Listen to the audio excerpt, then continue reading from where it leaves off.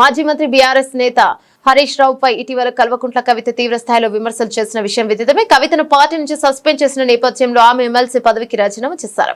ఈ క్రమంలో బీఆర్ఎస్ కవిత శ్రేణుల మధ్య మాటల యుద్ధం జరుగుతోంది. కవిత చేసిన వ్యాఖ్యలపై హరీష్ రావు స్పందిస్తూ తనపై ఆరోపణలు చేస్తున్న వారి విజ్ఞతకే దానిని వదిలేస్తున్నారన్నారు. ఉద్యమం నుంచి 25 ఏళ్లుగా తన ప్రస్థానం తెరిచిన పుస్తకమని ఆయన అన్నారు. ఇటీవల తనపైన పార్టీ పైన కొందరు ఆరోపణలు చేశారని, అయితే అవి ఎందుకు చేశారో, ఎవరి లబ్ధి కోసం చేశారో వారి విజ్ఞతకే వదిలివేస్తున్నారని హరీష్ రావు పేర్కొన్నారు. ఇదే క్రమంలో రేవంత్ రెడ్డి సర్కార్ పైన హరీష్ రావు విమర్శలు చేశారు.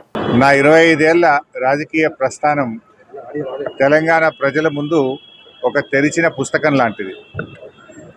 సరే, గత కొంతకాలంగా మా పార్టీ పైన, అదేవిధంగా నా పైన కొన్ని రాజకీయ పార్టీలు చేస్తున్నటువంటి వ్యాఖ్యలనే వారు కూడా చేయడం జరిగింది.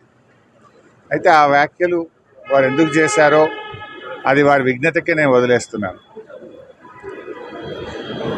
కేసీఆర్ గారి నాయకత్వంలో గత 2.5 దశాబ్దాల కాలంగా ఒక క్రమశిక్షణ కలిగిన కార్యకర్తగా రాష్ట్ర సాధనలో, రాష్ట్ర అభివృద్ధిలో నేను చూపిన నిబద్ధత, నా పాత్ర అందరికీ తెలిసినటువంటిదే.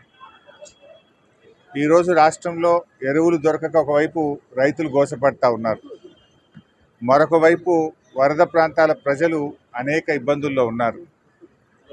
కేసీఆర్ గారు దశాబ్ద కాలం ఎంతో కష్టపడి నిర్మించిన వ్యవస్థలను, ఒక్కొక్క వ్యవస్థను ఉద్దేశపూర్వకంగా ఈనాడు రేవంత్ రెడ్డి గారి ప్రభుత్వం కూల్చేటువంటి ప్రయత్నం చేస్తూ ఉంది.